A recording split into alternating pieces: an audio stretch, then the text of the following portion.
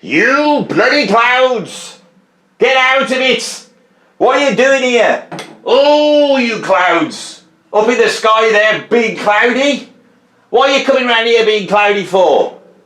I don't want you around here. Sling you up. Oh, you damn clouds! Get out of it, you clouds! I do not. God, I've got a problem with clouds. I have.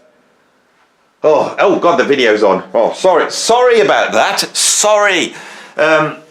Being an old man, I every morning I do go outside and I do shake my fist at the clouds outside. I find it satisfying in a way which is probably not healthy. You know, I've reached an age now where I've seen it all and done it all. You know, and when I was young, everything was brilliant. I remember it very well. It was the 1970s when I was little, and when I was a teenager it was the 1980s. The 1980s weren't quite as good as the 70s. The 70s was a classic time. There was no health and safety, right? All the television was completely politically incorrect. I can remember that here in the UK, they used to switch all the electricity off on certain nights. I mean, you'd all sit round candles watching my dad smoke cigarettes. It was a wonderful time in the early 70s, and we had bands like Mud, and we had bands like, what were they, Blockbuster, The Sweet. We even had Gary Glitter. We had people like that you can't even mention nowadays. It was a wonderful time, and now I'm sitting here in all this luxury with my central heating and my pot noodles, and I've got my internet, and I've got my audience I can go out and talk to, and I can make music in my garage, and I can listen to all the music I want to for free. I just don't think it's as good, do you? It's just not as good, is it, really? I mean, can't we go back to the 70s when nobody had any mobile phones and you wore your pants for a whole week? I mean, I mean, now I've got a shower and a bath. When I was little, we were all in the same bath. You had to put the central heating on.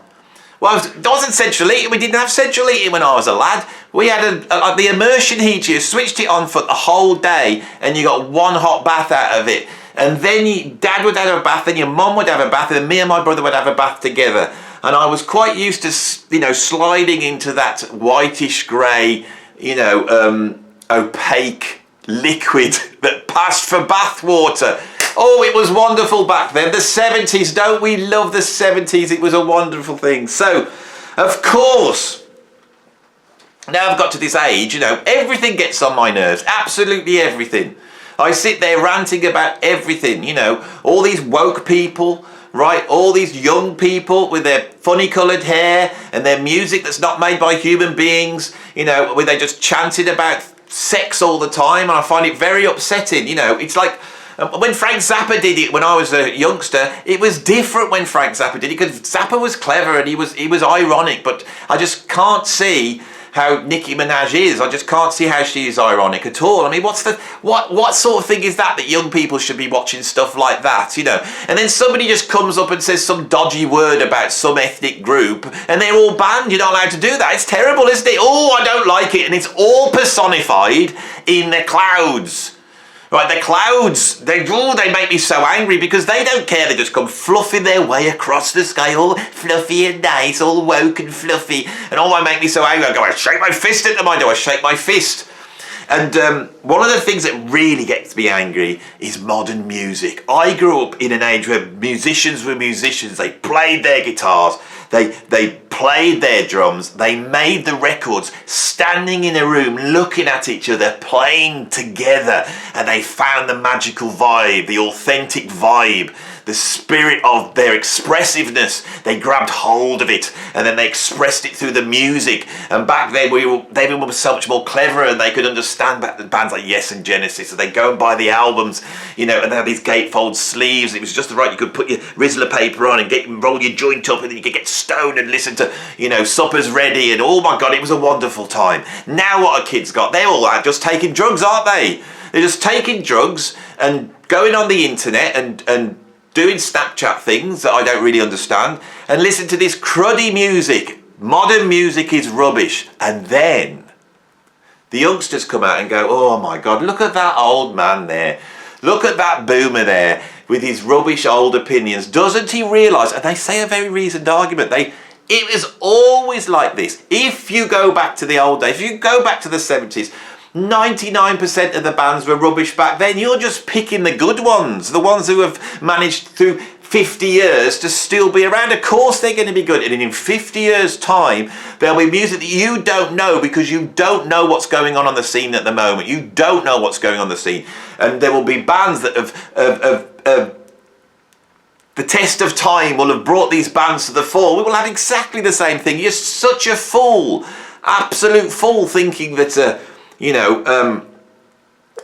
music just happened to be great when you were young. Everybody thinks that. Didn't you remember your dad, your mum and dad? They would go on about, all these wonderful artists that they listened to, like Mario Lanza and all this. People could actually sing and sang a tune, not people just these screechy guitar solos and heavy metal. It's always been like that. So this boomer music versus Gen Z music, this is the big one for me, right? And I know as soon as I put the word boomer on this video, people will come and watch it, right? It draws people in, because this is one of those, divisive discussions, which is great for YouTube. Oh God, people are having an argument. I'm going to get on a side. Which side should I'm old, I'll be on the boomer side. Come on, Andy. Come on, do your worth. Tell these youngsters, go on, you tell them, Andy, you're really good at it. And I'll sit back all warm and glowy, nice inside, because I know that Andy's having a good go. Or the young people, the young people. Stick him in the clouds, that's what I say. Stick him in the clouds, and then send them out to sea. They can go and rain on some other country. Right, so here I have, to my left, the Super-i-ometer. And I'm about to feed into it boomer music and Gen Z music, and at the end of the video we will objectively know who's right. If it's all us old grey-haired cloud fist shakers, that will be a wonderful thing, but what if it's not? And I'm going to be objective on this one, and not only am I going to be objective, I've asked the Super-i-ometer to err on the side of the Gen Z music. So it's going to upset you, some of this. It's going to try and take into account that music in some way. I don't know how it's going to do it, because it is a Super-i-ometer. So I'm just going to go over there. I've moved it. Last time I did have real problems with the Super-i-ometer, and I nearly injured myself quite badly. So I've moved it away. So I'm just going to go and feed that in. I won't be here long. Wire it up. Right, there we go. It's loading. Oh, good. We're in. So, 10 parameters. The parameters are, I'm going to list them. The parameters are: number 1, innovation. Number 2, technical ability, skill. Number 3, charisma, personality. Number 4, compositional ability. Number 5, the ability to perform live. Number 6, the production. How it's been recorded. Number 7, the sales. How popular is it? Number 8, the great to crap ratio. And number 9, my own personal taste, because this is my YouTube and this is my Super-i-ometer, so you get my personal taste. If you want to use the Super-i-ometer, go and make one yourself, and then you can program it with your own taste. You come here at least for 10% of my personal taste, don't you? So stop moaning about that. Right, so let's go. Number 1, innovation. So the Super-i-ometer it's awarded the point to the boomer music. Of course it's going to, because we're comparing music from the past to music from now, and all the music from now is in some way come from the music of the past, But I do think that culturally here in the West, I've gone serious now. Do you hear my voice change like that? I'm about to say something serious now, and my voice has gone down low and I'm not shouting anymore. Someone had a go at me for shouting. Which one of you had a go at me for shouting? Which one of you said stop shouting? Oh, I wish, if they want to not shout, then go watch some other YouTuber. There's people here that come just to see me shout, but I'm not going to shout now. I'm going to go into my serious voice and tell you an opinion I have, which is, when we look at Western culture, there's all sorts of different art forms, but certain art forms represent the age. So if we go back to sort of the romantic period in the 19th century, poetry, Wordsworth and Tennyson, represents that age.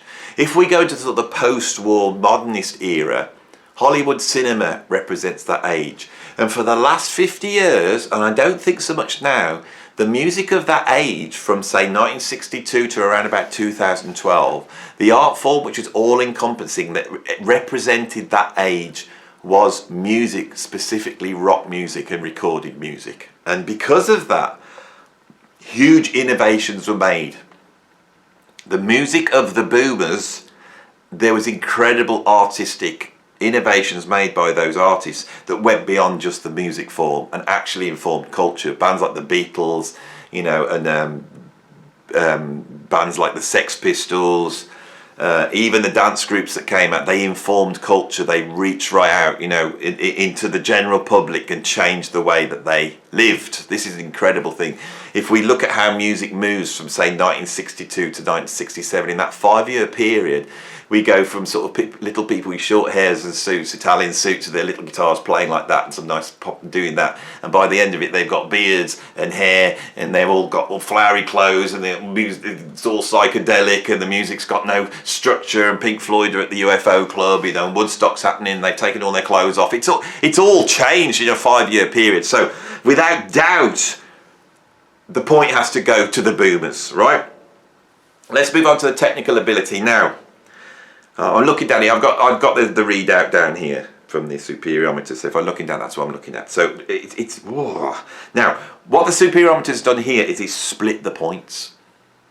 Now, I would have thought that, you know, you look at the virtuoso musicians that came out of rock music, you know, the Jimmy Pages and you know, the Dave Gilmours and the Bill Brufords and all those musicians, you know, and surely that in terms of technical ability, but the thing is, in reality, is the technical ability has only improved. There are musicians around now with incredible technical skills, and part of the new music scene is the scene that's been created by Instagram and YouTube for musicians, and that technical ability is through the roof. The average musician now who is learning their craft and then going to play in commercial bands has a higher technical ability on the whole than most of the musicians who were working in the 1970s. Also, the production. We've moved from a virtuosity in playing to a virtuosity in production. And some of those music producers out there are highly skilled. So it's unfair just to, you know, talk about a particular skill, especially when the skill associated with rock music is not that great. These weren't jazz musicians, these weren't classical musicians. These are people that could play some power chords and play some tasty, you know, blues guitar solos. This is what we had, you know, to be quite honest. So I understand why we have the points split for technical ability. Charisma, all right? The rock and roll era produced some incredible iconic people. You know, you only have to look at someone like Jimi Hendrix, or look at, you know, George Clinton, or look at, say, Blondie, or look at Kate Bush, or look at Brian Ferry. It just goes on and on, these incredibly iconic figures that go from popular music, you know, your Madonnas and your Michael Jacksons. I mean, Michael Jackson's, you can tell Michael Jackson just from a silhouette of him. But the thing is, with modern music has moved. We had MTV come in, and then we had the internet, we've got YouTube, we've got Instagram. And so now the prerequisite to be a famous person now is charisma. And that's something you have to understand. These big superstars like Adele and Ed Sheeran, right? It might not seem it, but they are charismatic characters. And sometimes now we have people who are huge pop stars that don't conform to the norm. This is actually something that's quite out there and artistic about modern music, is there are some credible artists out there that aren't just there because of their good looks and their voice. It's almost like a throwback to punk, and that's where it's come from. So again, the super-i-ometer has split the mark. Oh, this is getting worrying now. It's split the mark between both. And I think some of them, you know, think of someone like Kanye West. That guy's all-encompassing, you know. He is so charismatic and so compelling to listen to and watch that he's almost like had to go into sort of hiding now, and just to get it all under the control, because that guy can't do anything without courting controversy. It's an incredible thing, and controversy sells records. So there's the thing is split there. So at the moment, the Boomers are just ahead, but only by 1 point. So we now move on to composition. Now, I think in terms of modern music, now people are going to start shouting at me that there's all sorts of artists out there on Bandcamp that nobody listens to that are writing incredible composed music. I've just made an album called Fabella. It's on my Bandcamp. You can go and check it out. And I've spent a lot of time on those tunes, and they're highly composed. Some of them are like 20 minutes long, and they are fully composed. They've got string quartets. So I know I'm someone who's trying my best to put really complex composition out there. But the criticism against popular music is that the composition is so basic. So how do we balance this? Well, I think just because there's loads of artists out there doing it and the internet allows them to get this tiny audience so they can come on and say a comment, say, you didn't think of, like, you know, Thoroughbell's Majestic Horse, you know, who are from New Zealand. Why haven't you talked about them? And I'm thinking, because nobody's heard of this band except you and about 300 people, other people. So, yeah, the internet has allowed all sorts of music to be made, and that's an incredible thing. But if we look at the mainstream, if we go and look at big selling music, and you go and look at a Beatles album or an Elton John album or a Stevie Wonder album, of course, compositionally, those are light years ahead. And I think us boomers, us oldies, I'm not really a boomer, I'm the next one down, whichever that one is. Can't remember, I'm Gen X, I think. It's surprising to me when a record goes to #1 that harmonically, lyrically, melodically and rhythmically it's so cliched and basic, and these songs last for 2 minutes because there's not enough in there to support any compositional drive whatsoever. So I think we have to give it to the Beatles, and we have to give it to Elton John, and we have to give it to Kate Bush and Paul Simon, you know, and even Neil Young and Bob Dylan and all those artists I don't like, that I know are fantastic songwriters that are able to create twists and interest and compelling content, interesting forms. And these people didn't just write using 4 chords, you know, and the basic root chord tones of those chords to create melodies. They used sounds, and they used vibes and grooves and beats. You know, James Brown, that was a Freudian slip. Anyone watching this who knows me will know that really is a Freudian slip. James Brown, I've really put myself off now.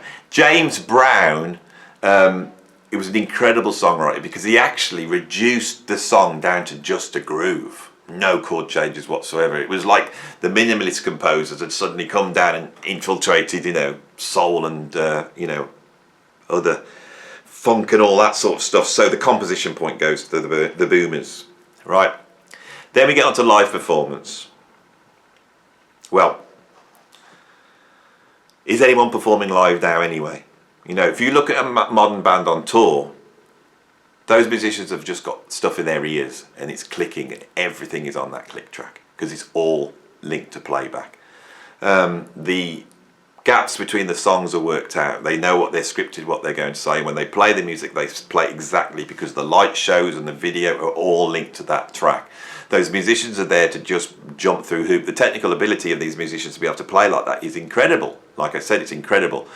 But in the old days, musicians would get on stage and they'd play, and their instruments would be plugged into actual amps that made an actual sound on stage, and the drums were real, and they weren't relying on playback, they weren't relying on samples, they didn't have a rack-mounted auto-tune to pull them in.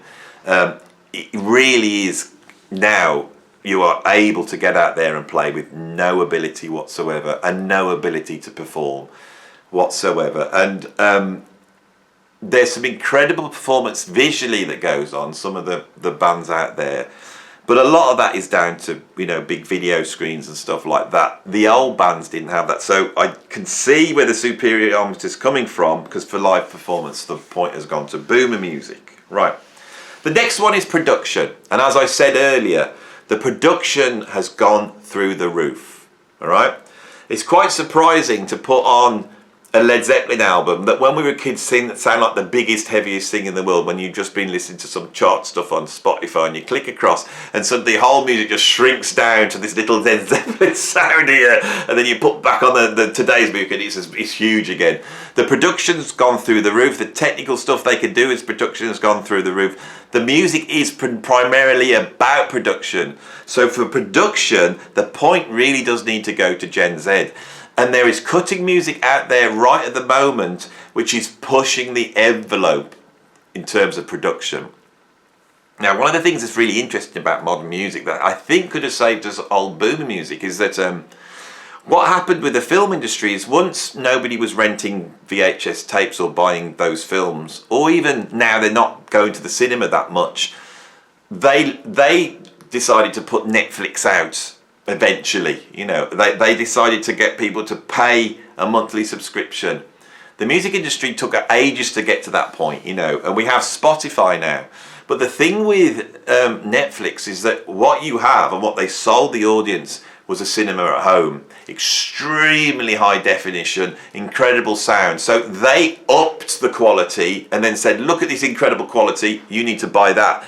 With music, it went the other way. We went to MP3 and it was all about playing your music in here.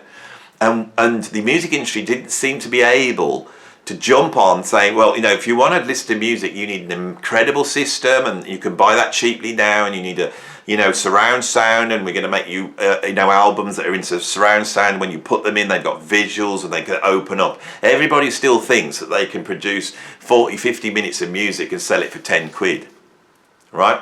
What you get for 10 quid will be a whole month of Netflix, and that's a big problem, all right? And this is what I mean by production methods. The artists that are incredible now, they are able to utilize YouTube and Instagram and, you know, kickstarting and all that, and I class that as all a part of it. So the point here, because this is the good stuff about modern music, goes to Gen Z. Right, the next one is record sales. Right, how popular it is. Now, when you go online, it will tell you that Taylor Swift's like the biggest artist of all time, but it's measuring streams. Okay, I've got albums behind me that I bought once. You've got Led Zeppelin. I could pull a Led Zeppelin album out of behind me, and that album has sold 40 million copies. And on that album is 8 tracks.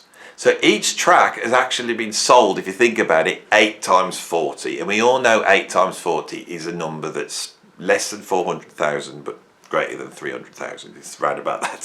So it's 400 million. Oh, maths. What am I trying to do live maths in front of an audience for? Right, 40 times 8. What's 40 times 8? Well, what's 4 times 8? I can work it out from that. Well, 2 times 8, 320 million.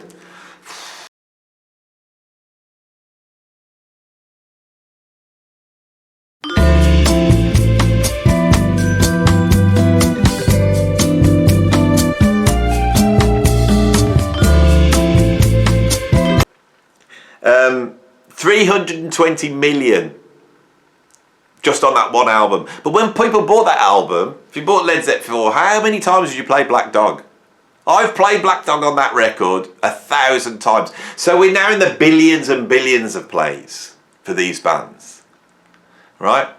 We cannot compare apples with oranges. Without a doubt, what was incredible about the boomer rock and roll period of music was these bands were able to make highly creative, challenging music, but sell it to millions and millions and millions of people. So of course the point goes to the boomer music there. The next one is great to crap ratio. Well, there's 2 things to hear. Modern popular music is rubbish, right? There is great music out there, but on the whole, the big stuff is nowhere near as good. And there is a ton of utter crap. When you watch the Rick Beato lists, he manages to pull things out that are sort of okay. But even in the top 10, it is just dross, utter dross on the whole, right? That's my opinion.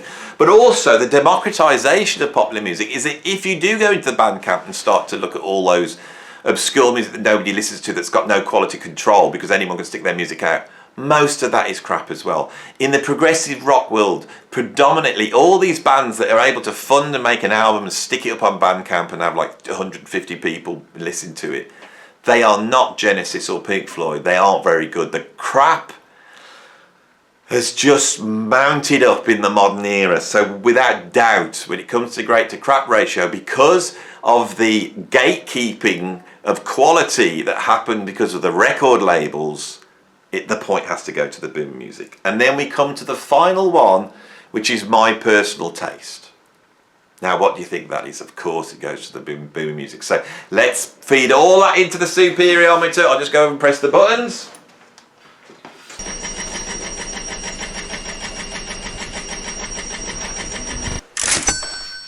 There we have it.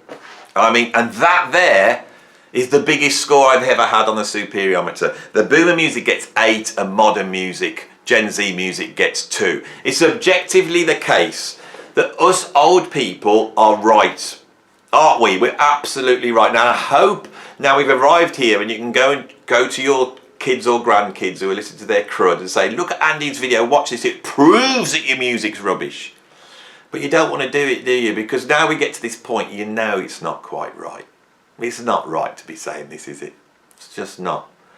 And music's music, and it's all wonderful. It's just a matter of taste.